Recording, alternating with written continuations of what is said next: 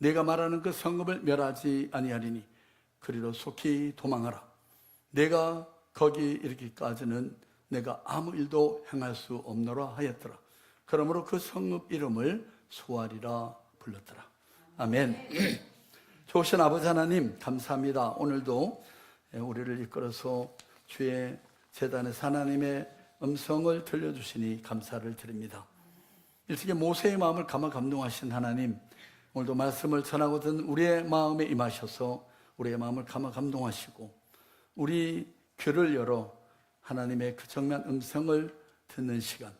그래서 아버지, 아브라함의 중보로 말미암아 롯과 그 가족이 구원을 얻었던 이 사건을 통해서 오늘 우리가 마땅히 행할 바를 가르쳐 주시고 주의 뜻에 순종하는 우리 모두가 되게 하여 주옵소서. 주 하나님의 성령께 시간을 온전히 의탁드리며 예수님 이름으로 감사하고 기도하였습니다. 아멘. 아멘. 여러분, 하나님의 진노와 하나님의 은혜가 비율로 따지면 몇 대 몇이나 될 것 같습니까? 좀 짓궂은 질문인가요? 하나님의 은혜와 하나님의 진노, 이거를 비율로 따지면 몇 대 몇으로 얘기할 수 있을까요? 여러분, 신명기 5장 10절에 보면 나를 사랑하고 내 계명을 지키는 자에게는 1000대까지 은혜를 베풀어 주신다, 그렇게 말씀했어요. 죄송합니다. 오늘 이 PPT를 제가 뭘 잘못해서 지금 오늘 게 업데이트가 안 되어 있습니다.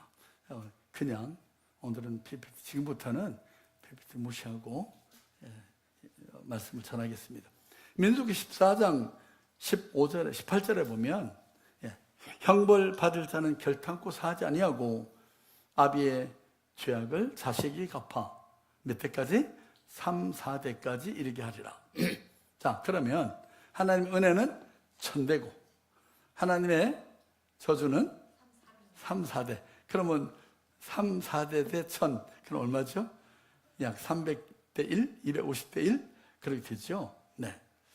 여러분, 소돔과 고모라의 경우 당시 주민이 약 5만 명이었다고 그렇게 추산을 합니다. 근데 거기에 10명의 의인이 있으면 멸하지 않겠다고 했으니까 그러면 비율이 어떻게 되죠? 한 5000대 1쯤 되나요? 네. 오늘 우리는 심판이라고 하는 좀 무거운 주제 앞에 섰습니다. 소돔과 고모라, 여러분 이 단어는 인류 역사상 타락과 심판의 대명사처럼 회자됐습니다. 오늘 제가 여러분과 나누고 싶은 핵심은요, 단순히 심판의 무서움이 아니라 오히려 그 멸망의 한복판에서 한 영혼이라도 더 구원하시려는 하나님의 그 절박한 사랑과 긍휼의 마음입니다. 우리가 살면서 종종 선택의 기로에 서게 됩니다. 떠나야 할 때와 머물러야 할 때를 분별하지 못해서 방황할 때가 있죠. 여러분, 오늘 본문에 등장하는 롯의 모습은 어쩌면 오늘을 살아가는 우리 현대인들의 자화상이 아닐까 싶습니다. 세상의 화려함에 마음이 뺏겨가지고 머뭇거리는 우리를 하나님께서 어떻게 포기하지 않고 이끌어 가시는지, 여러분 이것을 우리가 말씀을 통해 깨닫기를 원합니다. 아브라함의 중보기도를 들으신 하나님이 롯과 그 가족을 구원해내시는 이 장면을 통해서 롯의 가족이 보인 비신앙적 모습, 그런데 불구하고 하나님이 나타내신 그 자비와 은혜, 이걸 우리가 발견할 수 있기를 원합니다. 자, 첫째로 앞에 여러분 보고 같이 읽어야 되는데, 소돔의 죄악을 인해서 그 성을 멸하겠다라고 말씀하십니다.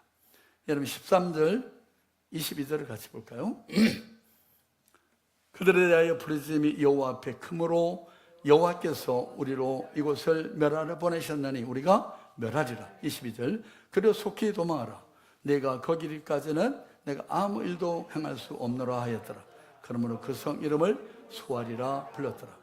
여러분, 믿음의 사람은 롯처럼 심판 중에도 긍휼을 입습니다. 여러분, 날이 저물 때 그 두 천사가 소돔에 이르니 마침 롯이 이 소돔 성문에 앉았다 그들을 보고 일어나서 맞습니다. 여러분, 여기 지금 롯이 성문에 앉았다라고 했는데 그 말은요, 당시에 이 성문에 앉는 사람들은 그 성의 장로들, 성의 지도자들이 그 성문에 앉아 있으면 사람들이 와서 판결을 구할 때 이렇게 재판을 해주고 조언을 주고 이렇게 한 일을 했어요. 그러니까 이 롯이 아브라함과 헤어진 후에 소돔성 인근으로 갔잖아요.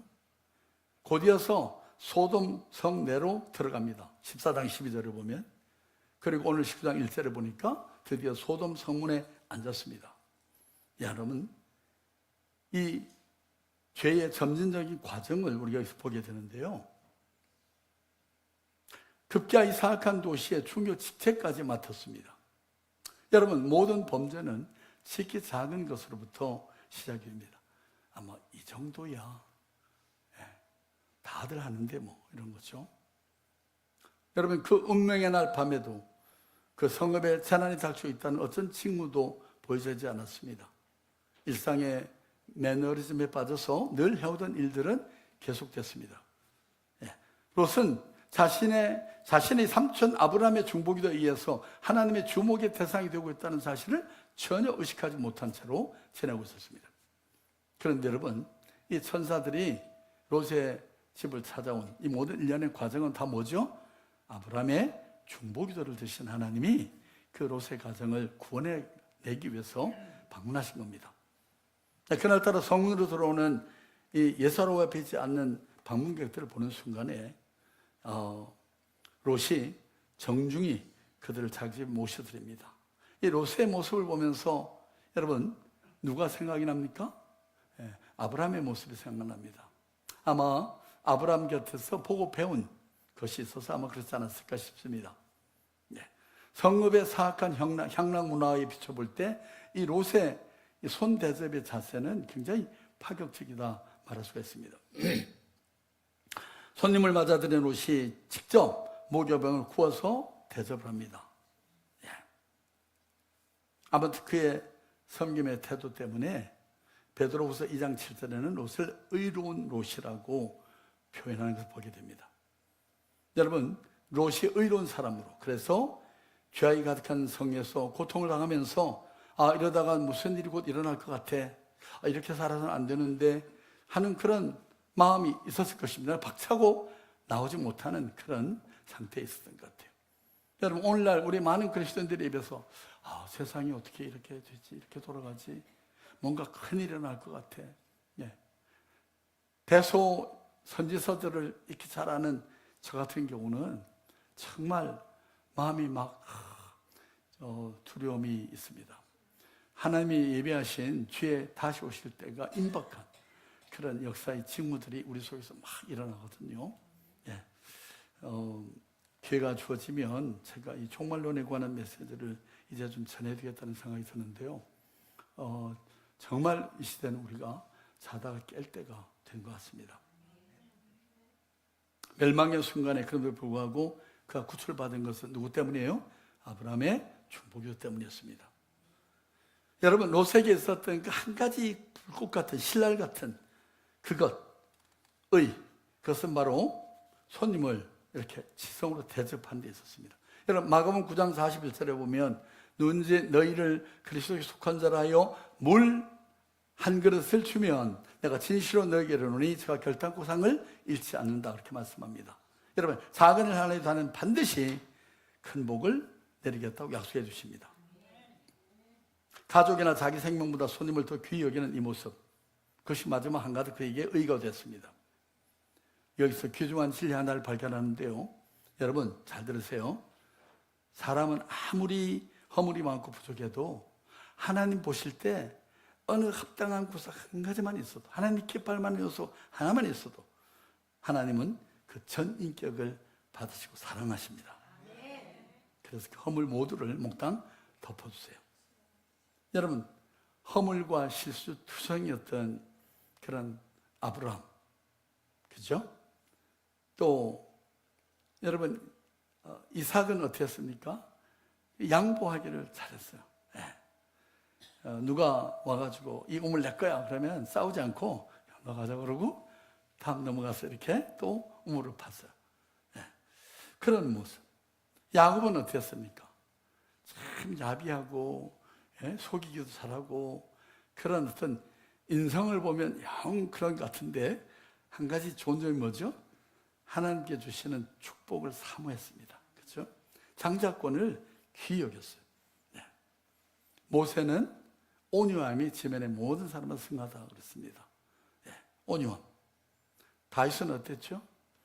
매사에 초심을 잃지 않고 하나님 앞에서 늘 겸허한 마음으로 하나님을 두렵고 떨리는 마음으로 섬겼던 그 모습. 그래서 내 마음이 합한 자라는 별명을 얻었습니다.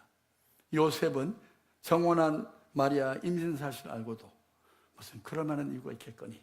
그래서 허물을 드러내지 않고 그 생명을 보존하려고 하는 이런 노력을 보였습니다. 그런 성품들을 보시고 하나님이 그분들을 다 의인이라고 인정하시고 귀히 쓰셨다는 것을 보게 됩니다. 여러분, 이 성경 어디에도 완전한 의인을 이야기하지 않습니다. 사람으로서는 완전한 의인은 없죠. 뭔가 한 가지 하나님 보시기에 그러나 귀한 면, 기뻐할 만한 면, 그 순종이든 정직이든 온유함이든 겸손이든 너그러운 마음이든 하나님께서 그 한 가지를 보실 때 귀히 여기시고 우리 전체를 받아주신다는 사실입니다. 여러분 9절부터 11절에 보면 롯이 강구하게 만류합니다. 그러면서 막 이렇게 그 천사들이 아마 예뻤나 봐요. 그래서 막 달라고. 그러니까 이게 이제 동성애가 이 소돔에 그냥 너무 만연해 있어가지고 여러분 우리 이 그림 성화에 보면 천사가 예쁘장한 애기 여자처럼 이렇게 나와 있지만 실제로 천사는 남성입니다. 그러니까 그 남자로 모습으로 온 천사들을 끌어내가지고 성적 관계를 하겠다고 막 이렇게 하니까 롯이 어떻게 하죠? 제발 그러지 말고 내 주변 손님들은 놔두고 내 관여는 딸들이 있으니까 내가 딸들을 내줄 테니까 내 딸들을 너희들이 마음대로 관계하더라도 이 손님들은 손대지 말라고 막 그랬겠죠. 그러니까 그 롯의 영성을 우리가 여기서 보게 됩니다. 그러자 어떻게 하죠? 문을 부수고 막 들어오려고 하니까 천사들이 롯을 집 안으로 끌어들이고 문을 닫아갖고 어떻게 했어요? 그 모든 복도들이 눈을 멀게 했습니다. 더듬거리다가 다 흩어지게 만들었죠. 그러면서 그 밤에 롯에게 천사들이 말합니다. 날이 밝으면 소돔과 고모라를 멸하겠다. 드디어 하나님의 인내가 한계 이른 것입니다. 앞서 메소포타미아 그 연합 군대 5 왕의 군대를 군대로 하여금 이 소돔 고모라를 약탈하게 하고 그래서 한번 하나님의 경고를 받았잖아요. 그런데도 불구하고 이들 정신 못 차리고 이렇게 하니까 끝까지 회개하지 않고 돌이키지 않을 때 드디어 천사들 보내 소돔성을 멸하시는 이 진노의 잔을 붓습니다. 멸망의 순간에 그럼에도 불구하고 롯은 구출을 받았죠. 누구 때문에요? 아브라함의 중보기도 때문에. 우리가 드리는 여러분의 중보기도 때문에 여러분의 자녀들이 있을 수 있는 유경에서 건짐을 받고 여러분의 중보 때문에 하나님의 축복이 누군가에게 미치게 된다는 것을 여러분 잊지 마시기 바랍니다. 믿음의 사람은 롯처럼 심판 중에도 긍휼을 입습니다.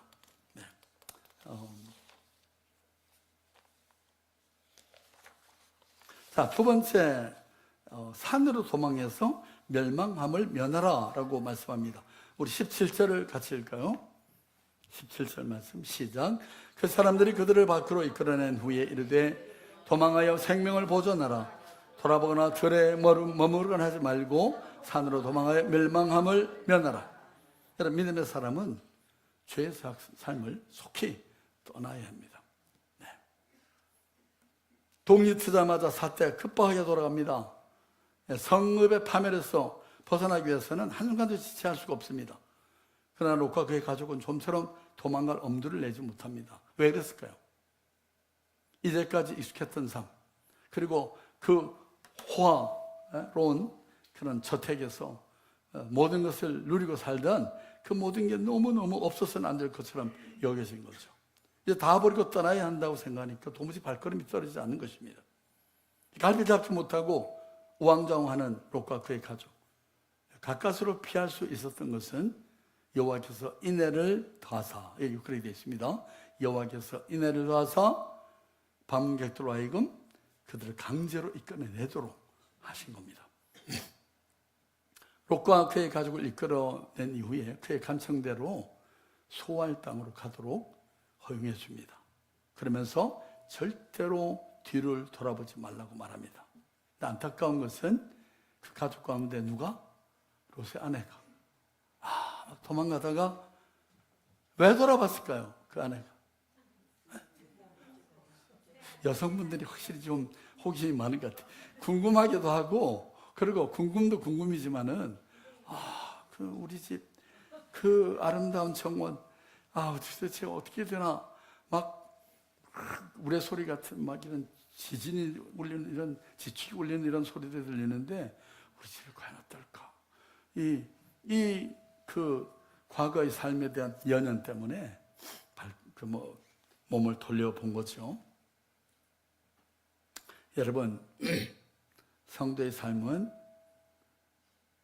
세상적인 애착을 우리가 버리고 과거 성공이나 사랑도 다 내려놓고 죄와 허물과 실수도 다 내려놓고 좌절하지 않고 오직 하나님 나라를 향해서 앞만 바라보고 전진해야 되는 것입니다.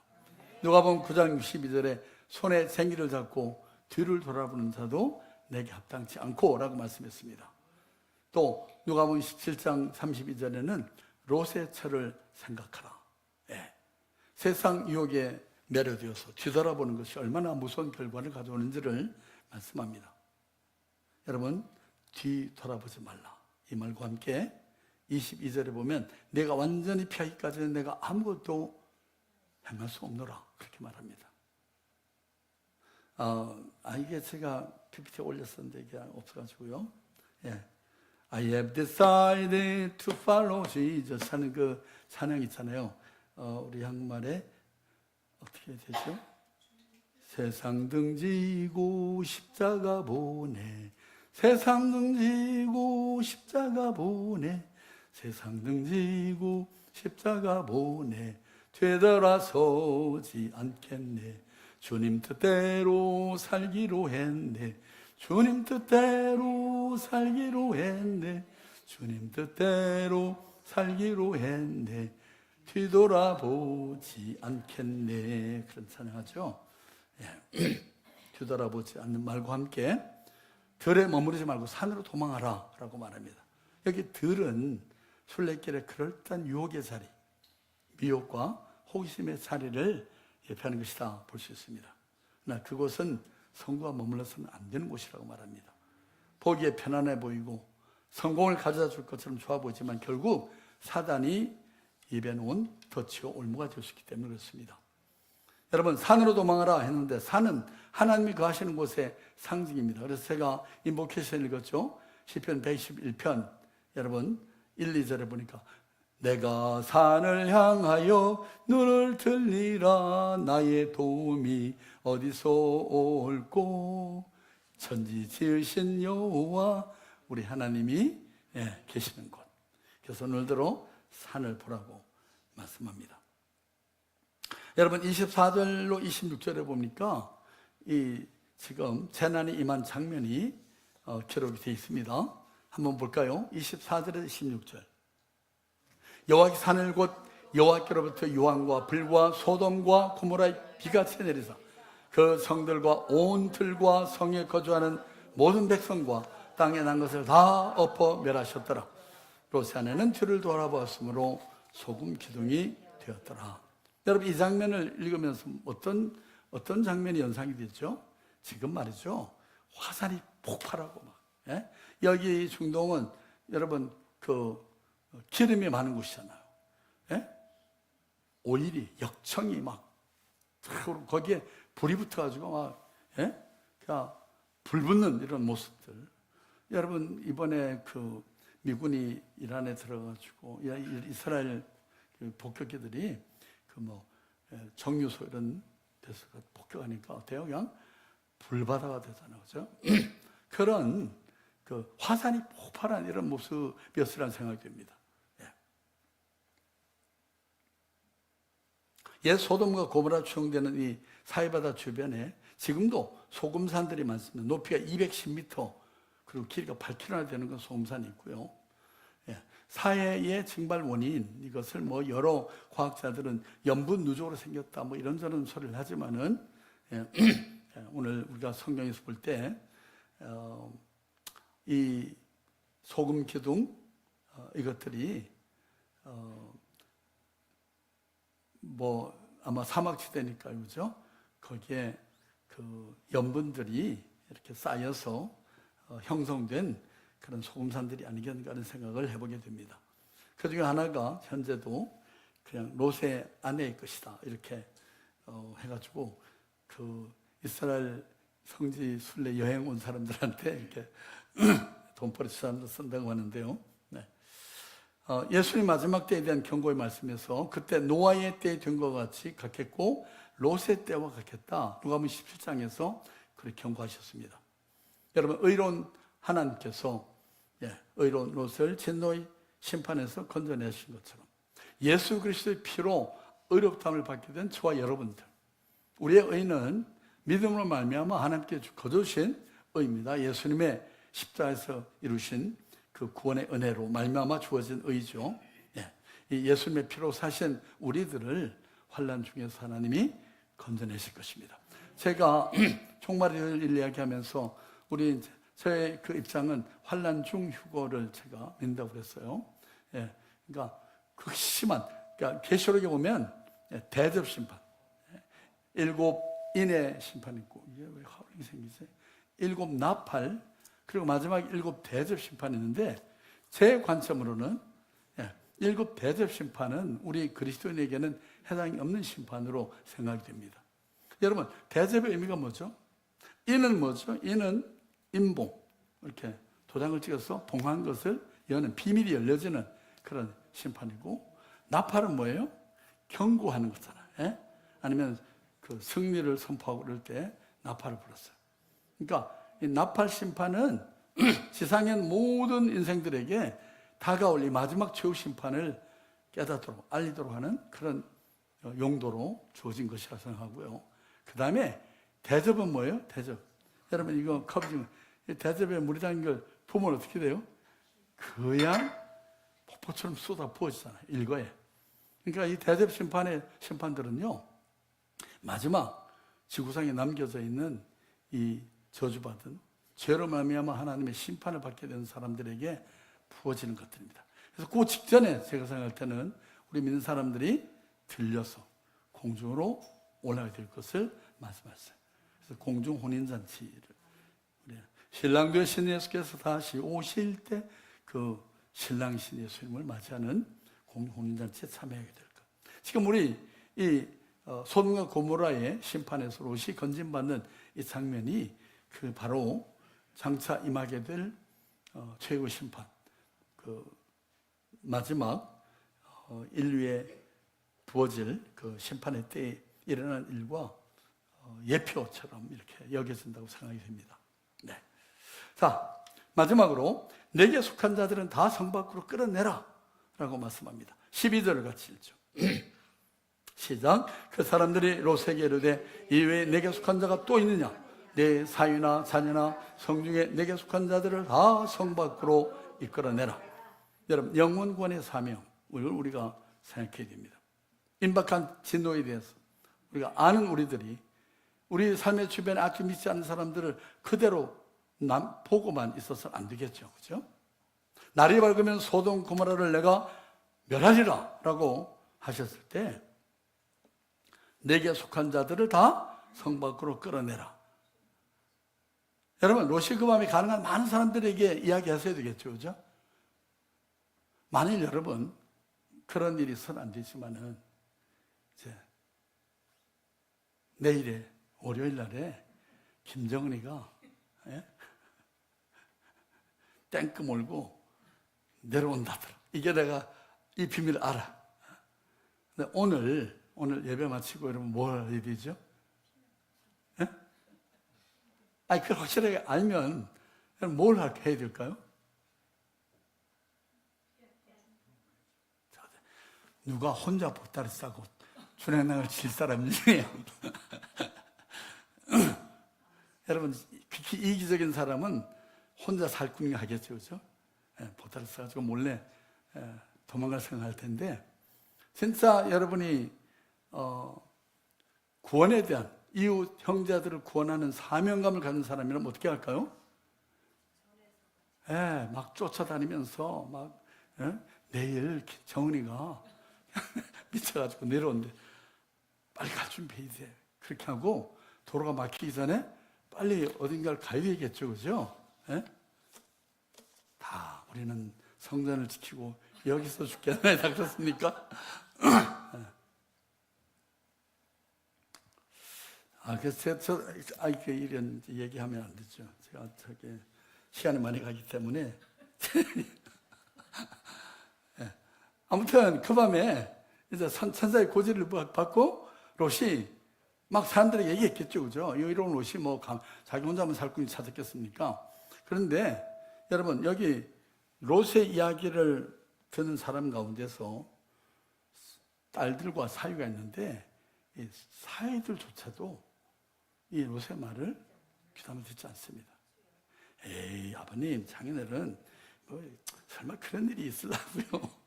이 롯의 이 영향력이라는 것이, 그 신실성이라고 하는 게 이 정도밖에 되지 않았다는 게 너무 안타깝습니다. 그렇죠?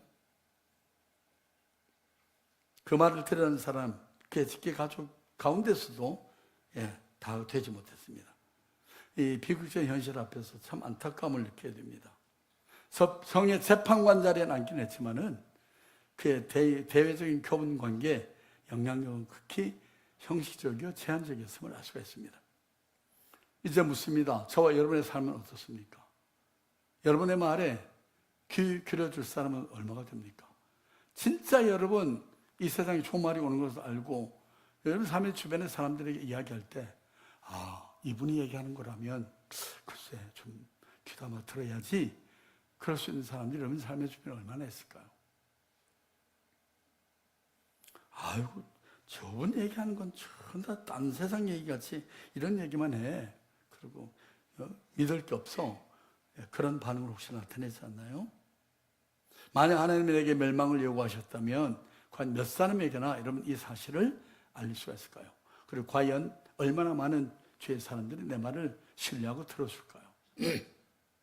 여러분, 에스겔 33장 8절 말씀을 다시 한번 제가 읽겠습니다. 가령 내가 악인에게 이르기를 악인아 너는 정령 죽으리라 하였다자 내가 그 악인에게 말로 경고하여 그 길에서 떠나게 아니하면 그 악인은 자기 죄악 중에서 죽으려니와 내가 그 피를 내 손에서 찾으리라.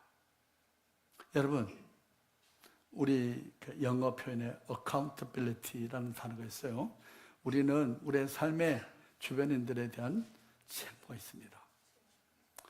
여러분이 진짜 하나님이 계시고 그 하나님 나라, 하나님이 예비하신 그날이 있고 주님이 이 땅에 다시 오시는 역사의 종말이 분명히 있다는 것을 믿을 때, 아니 영원히 꺼지지 않는 지옥불이 있다는 걸 믿으면, 여러분 그럼에도 불구하고 아직 그리스도를 알지 못하는 믿지 않는 자녀, 배우자, 여러분 형제, 이웃을 그냥 바라만 보고 있을 수 있을까요? 목사님 말 안 들어요. 아침에 오면서도 어느 분이 그랬더라고요. 말 안 듣는다고 자녀들. 이게 말 듣고 안 듣고는 하나님께 맡겨드리고요. 여러분은 간절한 강구한 말을 해야 돼요. 제가 오늘 꽁트를 읽다 보니까 엄마가 또 말 안 듣는 아들에게 주일날 교회 가서 주보를 가지고 오면 10만 원을 줬어요. 미국에 있었던 일이거든요. 실제로 이런 교회 하나가요, 그 자리에 와서 앉았다는 것을 증명하면 50불을 줬어요. 근데 여러분 결과가 어떻게 나왔게요? 전혀 별 차이가 없었을까요? 많은 사람들이 그 50불을 받으러 왔어요. 주로 홈레스들, 거지들 이런 사람들. 그래가지고 미국 조야가 기독교가 발칵 뒤집혔어요. 이게 말이 되냐? 어떻게 교회에 나오기를 돈을 가지고 유혹한다는 게 말이냐. 이 만모니즘을, 물질 우상을 이렇게 가르치는 거지 막 이랬는데, 놀라운 것은요, 그렇게 와서 50불을 받은 사람들이 나중에 믿음으로 이렇게 믿음을 얻게 되고, 그리고 그 자기가 받았던 50불을 가지고 자기가 혼자 다 먹는 게 아니고 헌금도 하고, 또 힘들게 사는 그런 친구들도 돌아보고 빵도 같이 먹이고, 그런 것이 이렇게 이 결과로 나타난 통계 나와가지고 그 단방편이 되지 않을까 뭐 이런 얘기가 있었는데요. 글쎄 모르겠습니다. 하나님이 어떻게 그걸 평가할지는. 자, 이제 말씀 맺겠습니다. 내게 속한 자를 다 성 밖으로 이끌어내라. 여러분, 교회의 사명, 존재의 목적, 이 한 가지만 생각하고 설교 말씀 맺겠습니다. 오늘 시간이 다 됐는데요. 여러분, 이 땅에 교회가 존재하는 가장 중요한 이유 뭐죠? 우리 식구들은 다 알죠, 그죠? 그렇게 이렇게 물으면 저희 개혁주의 교단에 속한 성도들은 다 예배요, 예배. 목사님 예배. 장로의 대소이를 문답 제가 인간의 근본된 목적이 무엇이뇨? 하나님을 즐거워하고 그를 영원하게 하는 것이다. 그래서 예배가 제일 중요합니다. 물론 예배가 중요하다는 데는 이의가 없습니다. 우리가 하나님 나라에 가면 뭐예요? 사실상 24시간, 그건 24시간으로 계산할지 모르겠지만은 하나님을 찬양해요. 그러니까 영원히 존재하는 건 예배입니다. 그렇죠? 그런데 우리가 이 땅에 사는 동안에만 할 수 있는 게 있어요. 여러분, 사실 우리가 예배가 제일 중요하다면 예수 믿는 직후에 바로 죽어야 됩니다. 왜냐하면 하나님 나라에서 예배는 너무 완전하기 때문에. 그리고 공부, 교육, 성경 공부. 여러분, 하나님 나라에 딱 가면요, 공부가 필요 없어. 왜요? 하나님을 얼굴 대면하여 보는데요. 뭐 물어보고 사실 할 것도 없어요. 그러니까 빨리 죽어야 돼. 그게 말 목적이라고 하면. 친교, 하나님 나라에서의 친교는요, 정말 아름답고 비교할 수 없는 것들이에요. 그런데요, 이 땅에 있을 때만 있고 하나님 나라 가면 더 이상 기회가 없는 게 있어. 그게 뭐죠? 전도입니다. 전도. 교회 5가지 사명, 예배, 교육, 전도, 친교, 봉사 가운데서 이 땅에 교회를 세우면서 하나님이 부여하신 가장 중대한 사명은 뭐냐면 전도입니다. 예배는 뭐냐면 우리가 일상의 삶 가운데 예수 전도해가지고 그 구원받게 된 영혼들을 이끌어와가지고 예배당 안에서 하나님 앞에 막 그것을 기뻐하면서 감사하는 게 예배인 거예요. 네. 이제 우리 다음 주 토요일날, 주일날 우리 주변에 불신 이웃과 형제들 초대할 수 있는 기회가 생겼습니다. 여러분, 뭔가 교회에 뭔 그 핑계거리, 이유가 될 만한 것을 빌미로 해서 교회로 인도하기 쉽잖아, 그죠? 그래서 다음 주 토요일, 주일에는 여러분 꼭 지금부터 기도하고 내가 평소에 마음에 두었던 그 사람을 꼭 이끌어서 여러분 집에 가서 손 딱 붙잡고 그리고 교회를 같이 나오십시오. 그래서 그가 구원받으면 한 영혼은 천하보다 귀하다고 그랬고요. 하나님 나라에 가면 많은 사람을 옳은 대로 돌아가게 한 자는 별같이 영원토록 비치게 되리라. 하나님께로부터 이 칭찬과 영예를 누릴 수 있기를 바랍니다. 기도합시다. 아버지 하나님, 은혜를 감사합니다. 오늘도 주님이 우리를 이끄셔서 귀한 말씀을 통해 우리 행할 바를 가르쳐 주신 것 감사를 드립니다. 손과 같은 세상 속에서 무엇이 영원한 것인지 분별하지 못하고 머뭇거리며 사는 저희 어리석음을 용서해 주옵소서. 세상의 안락함에 취해 하나님의 경고를 농담처럼 여기진 않았는지 이 시간 우리 자신을 돌아보고 회개합니다. 우리가 연약하여 스스로 죄의 자리를 떠나지 못할 때 천사를 보내어 롯의 손을 잡아 이끌어내셨던 그 강권적인 은혜를 오늘 우리에게도 베풀어 주시니 감사합니다. 세상의 미련을 끊어내게 하시고 오직 주님이 예배하신 생명의 산 구원의 소환으로 달려가는 믿음을 우리에게도 허락해 주옵소서.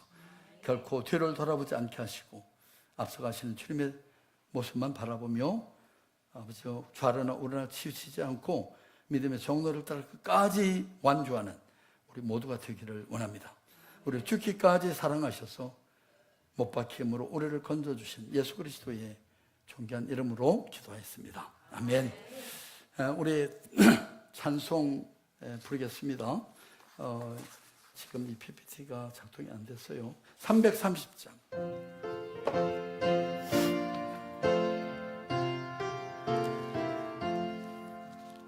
어두운 밤실 되리니 내 슬픈 가서 찬 예술 맺힐 때에 일찍일어나 해 도는 아침부터 힘써서 일하러 일할 수 없는 밤이 속히 오리라. 어떤 밤 시대리니 내 슬픈 지켜서 일할 때 일하면서 놀지 말아라. 낮에는 수고하나 쉴 때도 오겠네. 일할 수 없는 밤이 속히 오리라. 어두운 밤시 되리니 내 슬픈 지켜서 진은혜 비킨 곁에 힘써 일하고 그 빛이 닿아여서 어둡게 되어도 이만 있는 대로 힘써 일하라. 아멘. 아버지 감사합니다.